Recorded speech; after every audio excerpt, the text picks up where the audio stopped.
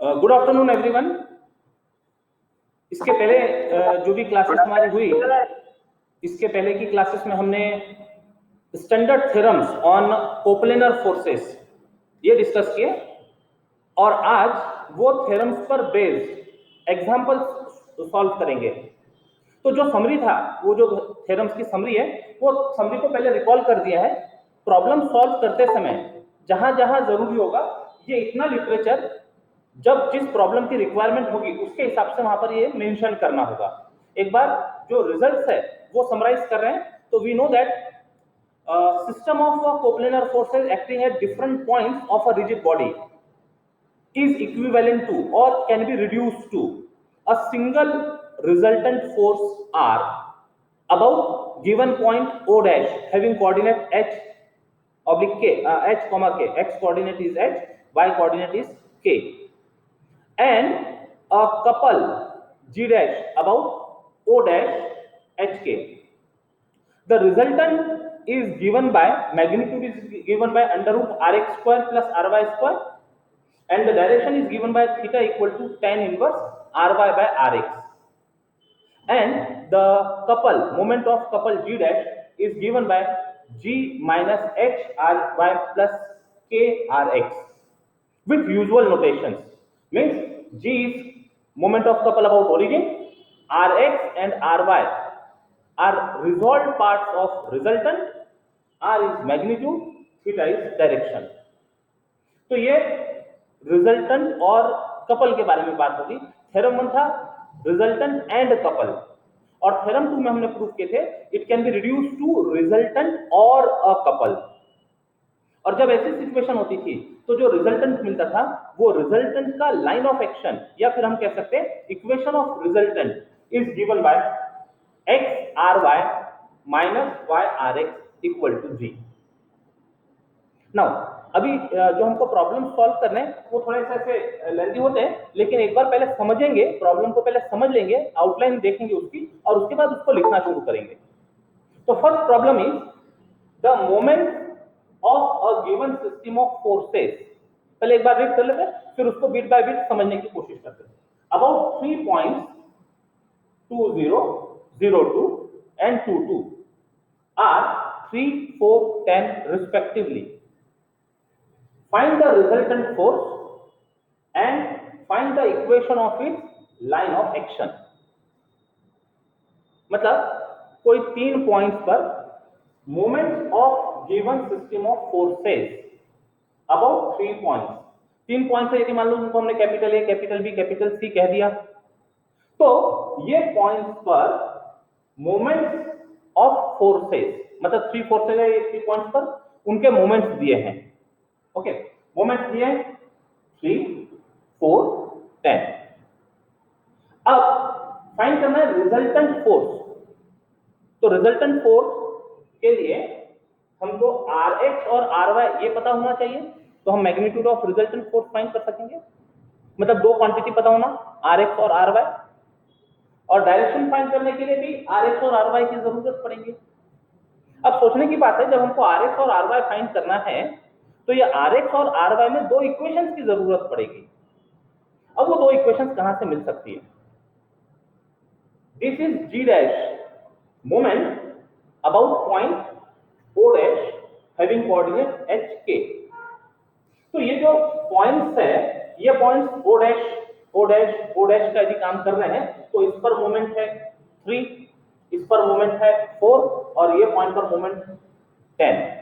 मतलब h के known है, उसके अलोंग g डैश नोन है, मतलब g डैश नोन है, h और k नोन है।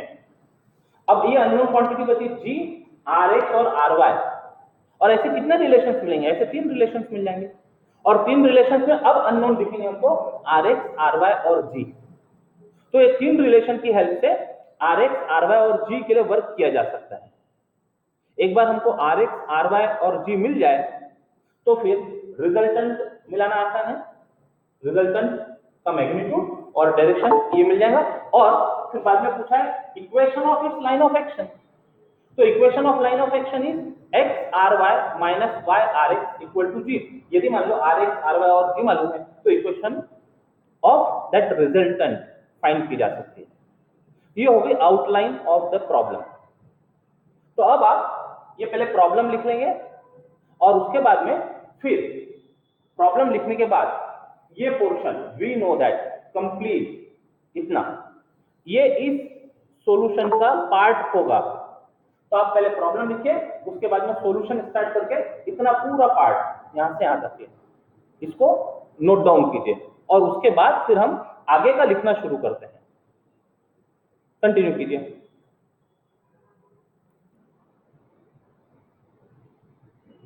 प्रॉब्लम सॉल्व करने के लिए पहले जो नोन रिजल्ट है वो सब मेंशन कर दिए up to equation C.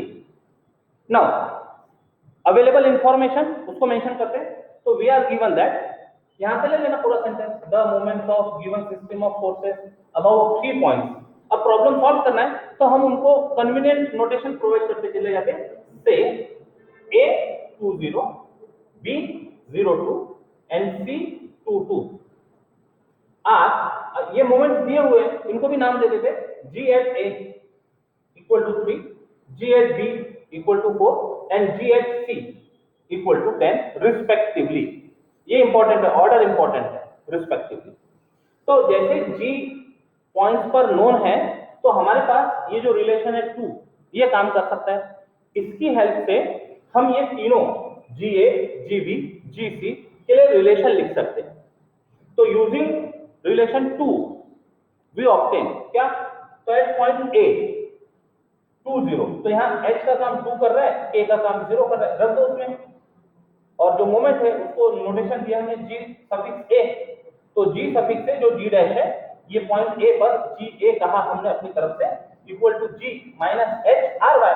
What is h, ये पॉइंट का कोऑर्डिनेट देखो 2 r y minus 0 r x, वो इक्वेशन में रखते चले जाओ। अब ऐसे ही काम b के लिए और c के लिए, at point b having coordinate 0 2 moment gb equal to g minus h is 0 ry minus k rx, तो 2 है k रख दिया। At point c 2 2 moment g at c is g minus h is 2 ry minus, ये plus है, this is plus, ये plus plus plus, हाँ this is plus plus के are x, ये पुट कर दिया। अब इसको सिंप्लीफाई करना है, तो सिंप्लीफाई करते समय जी ए, जी बी, जी सी की भी वैल्यू रखते चले जाते हैं। G A is 3, 4 is G B and G C is 10, और जहां जहां सिंप्लीफिकेशन है जीरो वाली टर्म वैनिश करके ये बच गई equations. Now these are 3 equations in 3 unknowns R x, are y and G. तो सॉल्व करने के लिए जो मेथड समय पर ध्यान आ जाए उससे आगे कंटिन्यू कीजिएगा। अभी हम g के टर्म में इक्वेशंस लिख लेते हैं, मतलब we are trying to eliminate g from this equations. तो g is equal to 3 plus 2 times r, g is equal to 4 minus 2 times rx, यहां से g is equal to 10 minus ये इधर में plus 2r minus 2rx, number दे दिए 1 2 3। Now equating 1 and 2, तो equation मिल गई 3 plus 2ry is equal to 4 minus 2rx, g eliminate हो गया यहां से, इनको ठीक कर लो। तो 2rx plus 2ry is 4 minus 3 that is 1, number 4। अब कोई भी 1 या 3 या 2 और 3 कोई भी इक्वेट कर सकते हैं, हम 2 और 3 इक्वेट कर रहे हैं। 2 एंड 3 को इक्वेट किया, we get 4 minus 2rx is equal to 10 plus 2ry minus 2rx, minus 2rx element यहीं से होते दिखते हैं। तो 2ry is equal to 4 minus 10 that is minus 6, तो ry is equal to minus 3, direct value आ गई। यदि मान लो ऐसा ये डायरेक्ट वैल्यू नहीं आती तो साइमल्टेनियस इक्वेशन सॉल्व करना पड़ता था। rx और ry में यदि इक्वेशन होती है, rx और ry में इक्वेशन होती तो उसको नंबर 5 देते थे और 4 और 5 को क्रैमर्स रूल से rx और ry के लिए इवैल्यूएट करते थे। ry मिल गया डायरेक्ट। अब कोई भी एक इक्वेशन ले लो g फाइंड करने के लिए, 1 में यदि पुट कर दिया, इंटीजर वैल्यू है 1 में पुट कर दिया तो g इक्वल टू -3। अभी जो माइनस साइन है ये माइनस साइन शो कर रहा है कि सिस्टम अबाउट ओरिजिन जो रोटेशन होगा couple of moment of couple is in clockwise direction, negative sign को रिप्रेजेंट कर रहा है। इतना नोट डाउन कीजिएगा। अब ध्यान दीजिएगा, आर एक्स पॉजिटिव है, आर वाई नेगेटिव है। क्वेश्चन में हमको केवल रिजल्टेंट फाइंड करने के लिए बोला है। अब रिजल्टेंट फाइंड करना मतलब जनरली मैग्नीट्यूड की बात होती है, तो मैग्नीट्यूड तो हम बता देंगे, मैग्नीट्यूड में तो कोई प्रॉब्लम नहीं। मैग्नीट्यूड में स्क्वायर होने की वजह से ये नेगेटिव साइन का कोई वैसे रोल नहीं है। लेकिन जब डायरेक्शन लिखने की बात आएंगी, डायरेक्शन बताने की बात आएंगी, तो ये नेगेटिव साइन का ध्यान रखना पड़ेगा। डायरेक्शन मतलब कौन से एंगल से ये हमारा आर इंक्लाइंड हो रहा है, कौन से एंगल पर आर इंक्लाइंड हो रहा है, ये पता करने के लिए आर एक्स और आर वाई के साइन को स्टडी करना इंपॉर्टेंट है। तो जब आपने कॉम्प्लेक्स नंबर पढ़ा था, तब पोलर कोऑर्डिनेट्स आर और थीटा फाइंड करते थे। कॉम्प्लेक्स नंबर को पोलर कोऑर्डिनेट्स में जब एक्सप्रेस करते थे, तो थीटा फाइंड करने के लिए आर एक्स और आर वाई के साइन देखकर कंक्लूजन ड्रॉ करते थे कि हमारा एंगल कौन से क्वाड्रेंट में होना चाहिए। तो यहाँ आर एक्स पॉजिटिव है और आर वाई नेगेटिव है, तो आप बता सकते हैं कि हमारा जो एंगल है वो कौन से क्वाड्रेंट में होना चाहिए। आर एक्स इज पॉजिटिव, यानी resolved part of resultant along x-axis is positive and resolved part good, very good, fourth quadrant में, फोर्थ क्वाड्रेंट में। और ये जो फॉर्मूला लिखते हैं ना tan इनवर्स, अब ये जनरली ये लिखा जाता है मॉड में, ये मॉड में लिखा जाता है, लेकिन अंडरस्टूड होता है कि हम एक्यूट एंगल की बात कर रहे होते हैं। यहां से ये जो थीटा ये एक्यूट एंगल प्रोवाइड करता है हमको, तो मॉड से क्वांटिटी फाइंड करने के बाद में ये एक्यूट एंगल आ जाता है। एक्यूट एंगल मतलब 0 से 90 डिग्री के बीच में। तो उसको देखते हुए फिर हम जिस क्वाड्रेंट में हमारा एक्चुअल इंक्लिनेशन होगा वहां पर उसको ट्रांसफर करेंगे। तो अब ये सारी बातों को ध्यान में रखते हुए जब रिजल्टेंट फाइंड करने की बात हो रही हो, तो हम अपनी तरफ से मैग्नीट्यूड के साथ साथ में डायरेक्शन भी बता देंगे और equation of line of action of resultant, तो वो इक्वेशन में बस पुट ही करना है क्वांटिटी। तो आगे देखते हैं। So now the magnitude of resultant, the magnitude of resultant is given by r is equal to under root of rx square plus ry square. Value put करो, rx 7/2 का स्क्वायर प्लस ry -3 का square, that is equal to 49/4 plus 9 under root of denominator 4, 49 plus 36, which is equal to under root of 585 upon 4. So therefore r is equal to root 85 upon 2. ठीक है, ये answer होगा। ये resultant की बात होगी, magnitude की भी बात, सॉरी मैग्नीट्यूड हो गया, डायरेक्शन की भी बात कर देते हैं। Here rx is equal to 7/2, that is positive, and ry is equal to -3, negative. Therefore theta must lie in fourth quadrant, required जो एंगल होगा inclination that must be in fourth quadrant. तो ऐसे समय जब एक्यूट एंगल नहीं मिल रहा हो, तो फर्स्ट क्वाड्रेंट में हमारा एंगल डायरेक्ट नहीं आ रहा हो, तब let alpha is equal to tan inverse ry by rx, ये एक्यूट एंगल प्रोवाइड करेगा। अब यहां पर वैल्यू पुट कर दो, which is equal to tan inverse ry -3 upon rx 7/2, that is equal to tan inverse of -6/7. So therefore alpha is equal to mod of minus tan inverse of 6/7, ऐसा हो जाए। तो ये जो एंगल है, अब क्योंकि ये tan इनवर्स 6/7 को स्टैंडर्ड फॉर्म में है नहीं, तो इसको इवेल्युएट नहीं कर सकते, ऐसे ही रहेगा। ये जो एंगल होगा, ये एंगल मिलेगा हमको फर्स्ट क्वाड्रेंट में, acute angle in first quadrant, in first quadrant. अब ये एंगल को देखते हुए यदि फोर्थ क्वाड्रेंट में एंगल लिखना होगा तो बोल सकते हो हमारा रिक्वायर्ड थीटा क्या होगा, इस नोटेशन में रिक्वायर्ड थीटा क्या होगा, चैट बॉक्स में लिखकर बता सकते हो। Therefore, required inclination of R is theta is equal to alpha, यहां है फर्स्ट क्वाड्रेंट में अल्फा, हमारा एंगल जो रिक्वायर्ड एंगल है ये फोर्थ क्वाड्रेंट में चाहिए, तो फोर्थ क्वाड्रेंट में एंगल मिलाने के लिए माइनस अल्फा, फोर्थ क्वाड्रेंट में हो जाएगा is minus alpha, that is theta is equal to minus tan inverse 6/7।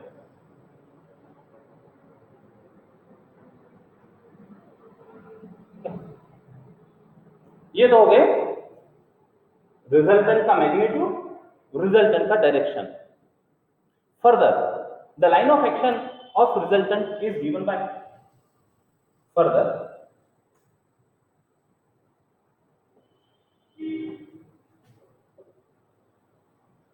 the line of action, the line of action of resultant is, वो 3 दिया हुआ है तो 3 से ले लेते हैं, वैल्यू पुट कर दो उसमें, x r y is 7/2 minus y, ये वेरिएबल है, x और y वेरिएबल्स होंगे, rx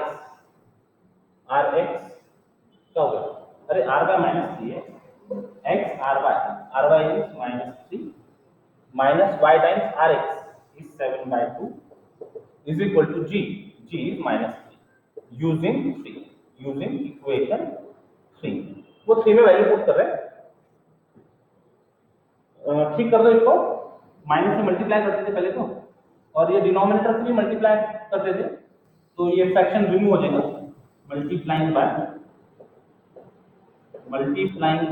-2 वी गेट, -2 से मल्टीप्लाई किए तो ये बन गया 6x, -2 से मल्टीप्लाई किए तो ये +2 से डिवाइड हो जाएगा 7/, -2 से मल्टीप्लाई किए 6, answer.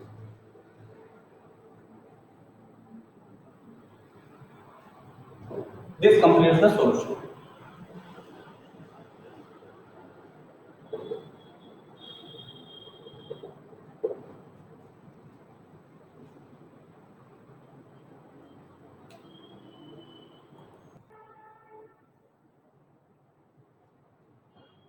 Second example, 3 forces PQR act along the sides of a triangle formed by the lines x plus y equal to 1,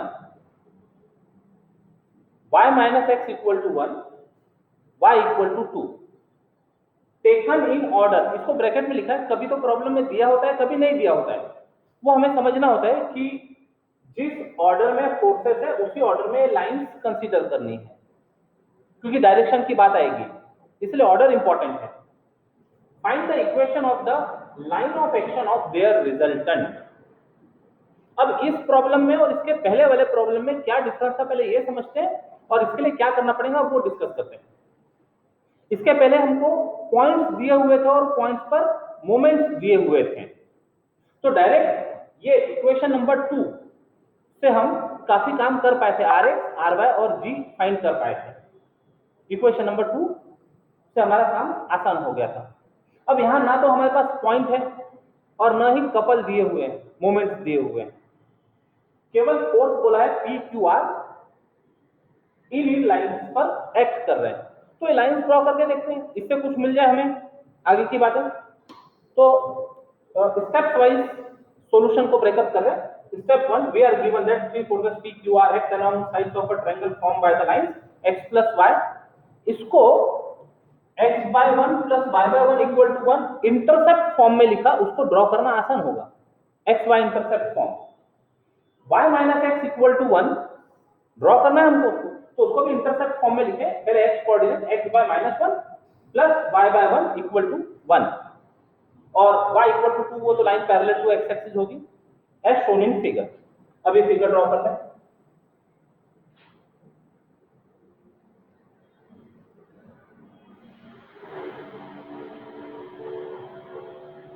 x axis y axis, figure के लिए थोड़ी सी हमको बड़ी जगह लगेंगी,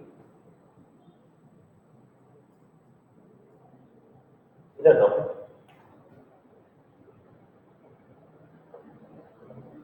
x axis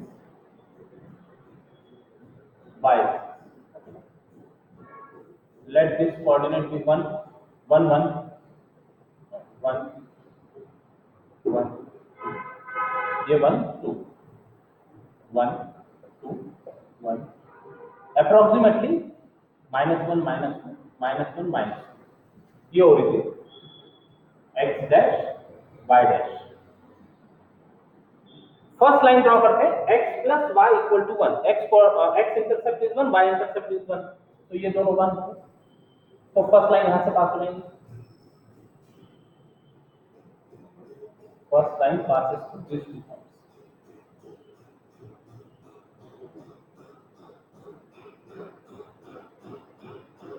तो फर्स्ट लाइन के अलाउंग फोर्स होगा P, तो ये फोर्स हो गया P, ऐसे डाउनवर्ड डायरेक्शन में जा रहा है। Second line y minus x equal to 1, इसको इंटरसेप्ट फॉर्म में लिखा x upon -1 plus y upon 1, x intercept -1 है और y इंटरसेप्ट 1 है, ये दो से लाइन पास हो रही है, ये दो से लाइन पास कराते हैं,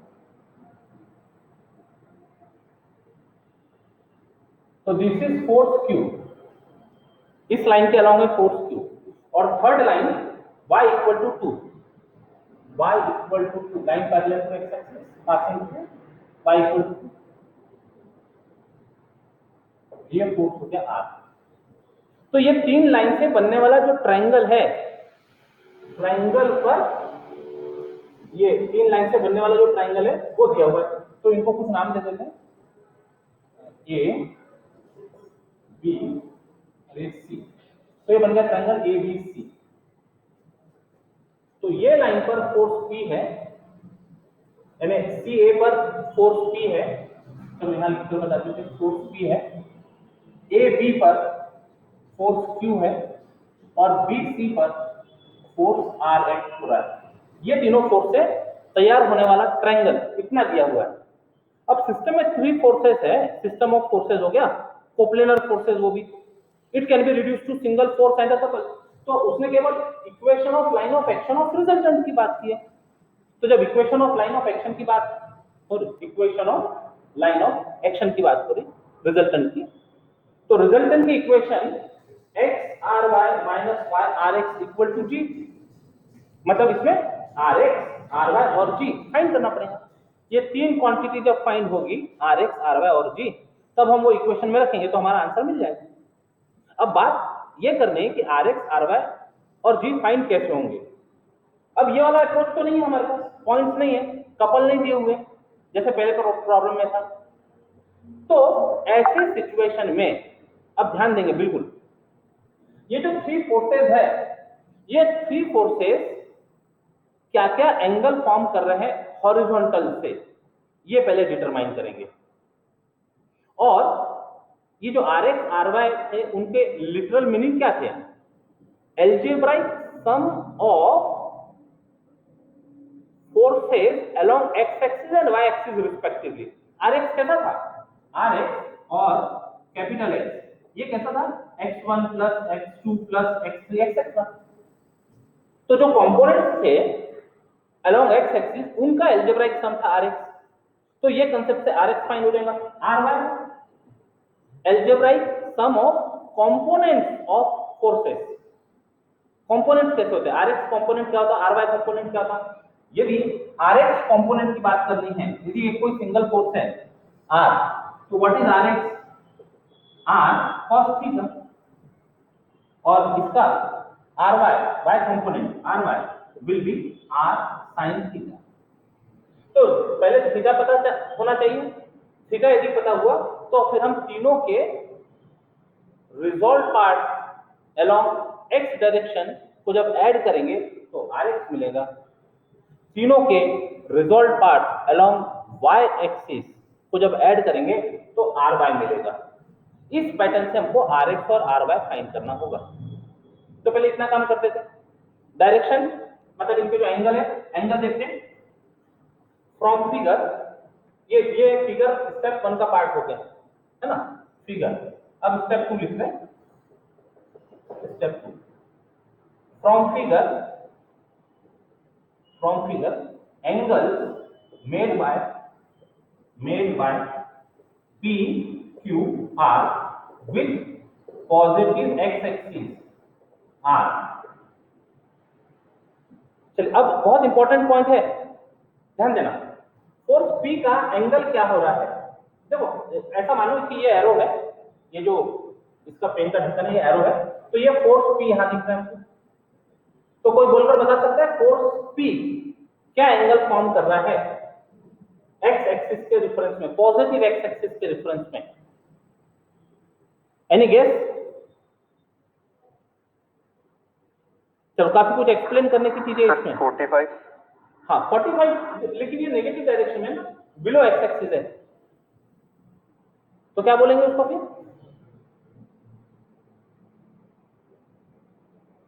बिलो x एक्सिस -45 का एंगल, -45 डिग्री। माइनस कैसे आ रहा है -45 डिग्री? -45 डिग्री कैसे आ रहा है देखो। अब एक जो एक्सप्लेनेशन है ध्यान से सुनिएगा। ये डिस्टेंस 1 है, ये डिस्टेंस 1 है, ये 1 1 हो गया, ये राइट एंगल ट्रायंगल, इसका मतलब ये आइसोसेलेस ट्रायंगल बन गया। तो ये 90 डिग्री है, ये दोनों साइड इक्वल है, तो ये दोनों एंगल इक्वल होंगे। दोनों एंगल इक्वल होंगे तो 45 डिग्री 45 डिग्री, दोनों 45 डिग्री हो गए। तो ये एंगल का अपोजिट, वर्टिकल अपोजिट एंगल होने से ये 45 डिग्री हो गया। तो ये तो नेगेटिव डायरेक्शन में है, तो angle P, angle made by P is -45 degree, ऐसा बोल सकते हैं। और इसको यदि हमको पॉजिटिव में रहने देना है तो पॉजिटिव में ऐसा काउंट करना पड़ेगा इसको, ये यहां से चलकर इतना आया घूम के, वो पॉजिटिव एक्स एक्सिस के डिफरेंस में ये एंगल होगा ऐसे। तो this is 360 -45 degree angle made by P with positive x axis which is same as -45 degree. ठीक है, अभी हम उसको पॉजिटिव में रहने देते हैं एंगल को। अब Q का एंगल देखते हैं, Q क्या एंगल फॉर्म कर रहा है। Q का डायरेक्शन देख लो, ये Q है। अब लाइन ऑफ एक्शन तो जहां से कट कर रही होगी वहां से भी हम एंगल की पोजीशन पता कर सकते हैं। ये यहां पर दिखता है एंगल, ये एंगल कितना है, ये दिखता है यहां पर। तो जो सिचुएशन यहां की आइसोसेलेस ट्रायंगल की, वही सिचुएशन यहां पर भी है। तो दिस इज एंगल 45 डिग्री। तो angle made bye Q with positive x axis is 45 degree. Angle made bye Q, ये Q है। कहीं पर भी इसका आप यहां देख सकते हैं एंगल, ये कितना एंगल है, ये करस्पॉन्डिंग एंगल होते दिख रहे 45 डिग्री। अब बात करते हैं angle made by force R। अब ये R का डायरेक्शन पॉजिटिव एक्स एक्सिस के रेफरेंस में देखना है। ट्रायंगल फॉर्म हो रहा है तो ट्रायंगल में ये P चला, देखना ध्यान से, ये P चला डाउनवर्ड डायरेक्शन में, ये Q हो गया अपवर्ड डायरेक्शन में, और R ये पैरेलल टू एक्स एक्सिस जा रहा है, पैरेलल टू एक्स एक्सिस। तो जब इसका एंगल काउंट करेंगे तो एंगल पॉजिटिव एक्स एक्सिस से ये ऐसा घुमाना पड़ेगा, ये घुमाए, कितना बन गया एंगल? आर का एंगल सीधा सीधा दिखता है फिगर से, angle made by force r, बोलो।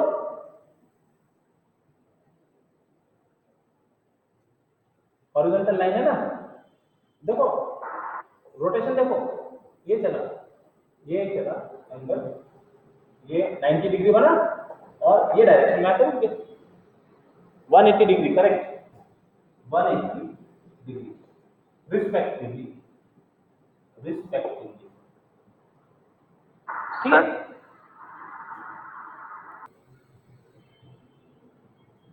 अब ये जो एंगल है 360 -45 डिग्री, अब आप इसको पॉजिटिव एंगल में लिख सकते हैं और -45 डिग्री ऐसा भी बोल सकते हैं, क्योंकि यदि मान लो इसको पॉजिटिव एंगल में लिखना पड़ेगा तो वो कितना हो जाएगा 270 प्लस 45, 270 प्लस 45 डिग्री ऐसा लिखना पड़ेगा। तो उसके लिए कैलकुलेशन करना थोड़ा मुश्किल काम होगा। तो इसको -45 डिग्री, इसको 45 डिग्री और ये 180 डिग्री ऐसा रहेगा रिस्पेक्टिवली।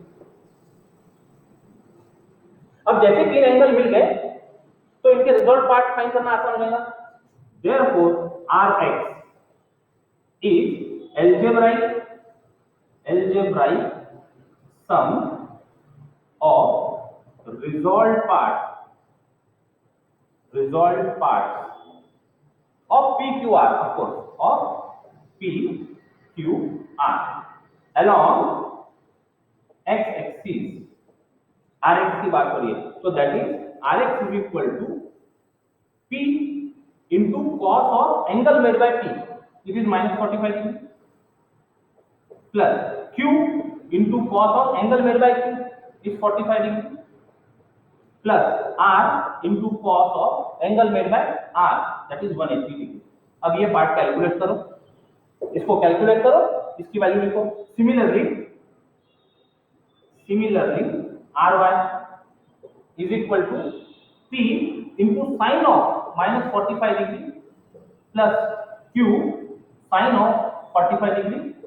अब ये along y एक्सिस आएंगे 45 degree plus R into sine of 180 degree. इनको कैलकुलेट करो और वैल्यू Rx और Ry की फाइंड करके लिखो। इसका इमेज भी सेंड करते हैं। cos -45 degree is same as cos 45 degree, cos of minus theta is same as cos theta, तो cos 45 डिग्री हो गया 1/√2 plus q into cos 45 degree 1/√2 और cos 180 डिग्री is -1, तो प्लस r टाइम्स -1 ये हो गया। तो this can be written as p plus q upon √2 minus r, ये हो गया Rx। ry वैल्यू कर लेते हैं।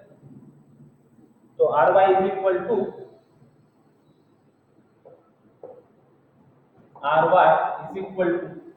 sin of -45 degree is minus sin 45 degree, sin of minus theta is equal to minus sin theta, तो ये देगा हमको -p 1/√2 sin of 45 degree 1/√2 plus q 1/√2 और sin of 180 डिग्री वो 0 हो गया, r टाइम्स 0। तो therefore ry is equal to, ये दो टर्म बचे तो उसको q minus p upon √2।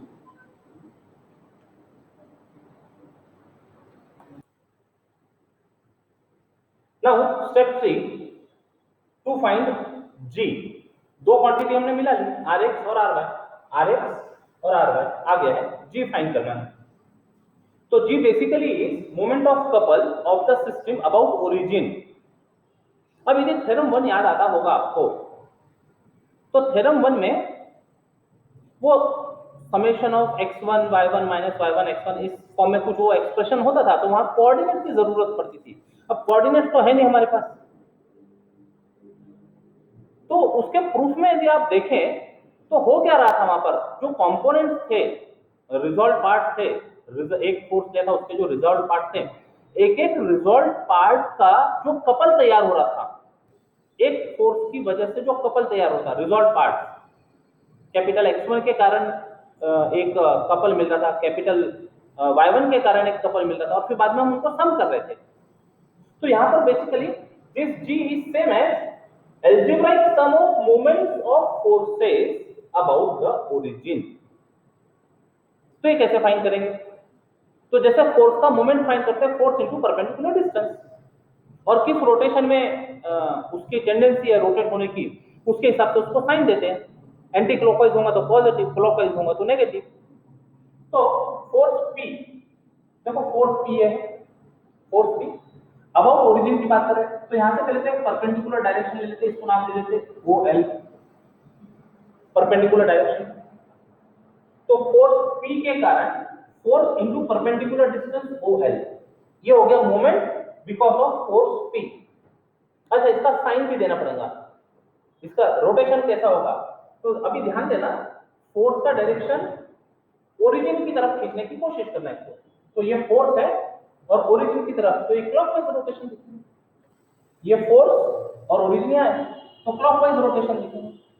Moment of force P, तो क्लॉकवाइज की वजह से ये हो गया माइनस P टाइम्स OL। बाद में हम OL क्या होगा फाइंड करते हैं। अब Q की बात करते हैं, Q टाइम्स, तो Q पर एक परपेंडिकुलर ले लो, फोर्स Q, यानी फोर्स Q ये फोर्स Q पर यहां परपेंडिकुलर ले लेते हैं। OM is the perpendicular on force Q, तो ये बन जाएगा Q into OM। अब इसका रोटेशन कैसा है, ये फोर्स इधर है, ओरिजिन इधर, फोर्स को ओरिजिन की तरफ लाने की कोशिश करो, तो फोर्स को ओरिजिन की तरफ लाने की कोशिश किया तो फिर से वो क्लॉकवाइज रोटेशन दिखा है, क्लॉकवाइज की वजह से माइनस है। एक एक स्टेप कैसे समझ के साथ लिख रहे हैं ये इंपॉर्टेंट है। अब आर के कारण देखो, r into perpendicular distance, r के साथ परपेंडिकुलर डिस्टेंस, ये परपेंडिकुलर डिस्टेंस होता है, इसको कुछ नाम दे देते हैं, एन नाम दे देते हैं यहां पर। तो ये आर के साथ perpendicular distance O N, perpendicular r into perpendicular distance O N.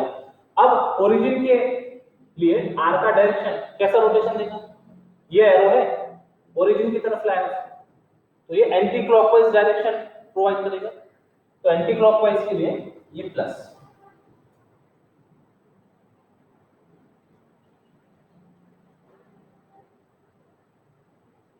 ठीक है, अब बात होती है OL, OM और ON। ON तो आसानी से मिल रहा है, ON तो सीधा सीधा दिख रहा है, 2 से पास हो रहा है ना, तो ON तो सीधा मिल रहा है, ON इज इक्वल टू 2। अब रही बात OL और OM फाइंड करने की, तो दोनों में से कोई एक फाइंड कर लेंगे तो मिल जाएगा, क्योंकि सिमिलर ट्रायंगल है, आइसोसेलेस ट्रायंगल है, तो एक फाइंड कर लेते हैं। In triangle right angle triangle है बेसिकली, OL फाइंड करना है, तो इन राइट एंगल ट्रायंगल बोलो, in right angle triangle OLA, ये पता है हमको, OA पता है, OL फाइंड करना है। अब ये जो OA है ये हाइपोटेनस का काम कर रहा है, 90 डिग्री के अपोजिट साइड है, तो हाइपोटेनस का काम कर रहा है। OL फाइंड करना है, तो ये 40 डिग्री के अपोजिट होगी साइड, तो हम यूज कर सकते हैं sin 45 degree is equal to, ये छोटे वाले ट्रायंगल में होगा ये ट्रायंगल है, ये ट्रायंगल, तो sin 45 degree is equal to OL opposite upon hypotenuse, hypotenuse is AO, तो sin 45 degree, this imply sin 45 degree is 1/√2, OL को पता करना था, AO इज 1, तो therefore OL is equal to √2।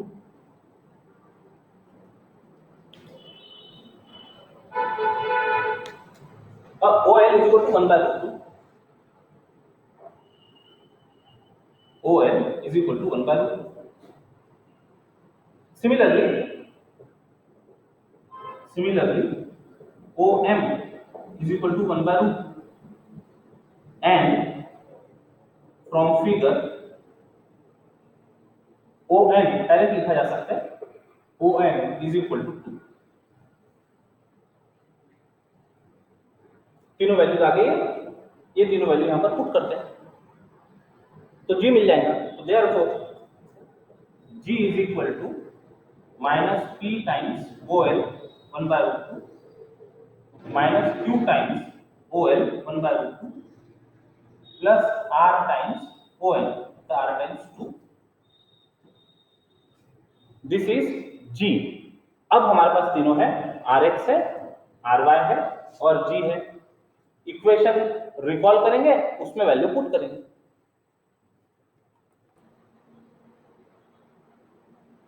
RX, RY और G मिल गया है, बस इनको इनकी वैल्यू पुट करना है। Step 4, the equation of resultant और equation of line of action of resultant. is given by x ry minus y rx equal to g. Put the values x ry q minus p upon root 2 minus y times rx p plus q by root 2 minus r equal to g. इसको simplify करके लिखा जा सकता है 2r, यहां से minus common p plus q upon root 2, ये रखिए। अब यदि मान लो केवल डिनोमिनेटर से फ्री करना है, रूट 2 से डिनोमिनेटर से हटाना है, तो we can multiply 4 by root 2, multiplying by root 2 throughout, और ऐसे भी रहने दिया जा सकता है। We get so this will be q minus p times x, equation form में लिखते हैं, कोएफिशिएंट पहले वेरिएबल बाद में, रूट 2 से मल्टीप्लाई किया, इसको रूट 2 से मल्टीप्लाई करेंगे तो ये बन जाएगा p plus q, रूट 2 से मल्टीप्लाई हुआ तो ये कैंसिल हो गया, minus 2 root 2 r minus root 2 r into y is equal to, इसको रूट 2 से मल्टीप्लाई करेंगे तो 2 root 2 r minus p minus q. Okay. Answer. This completes the solution.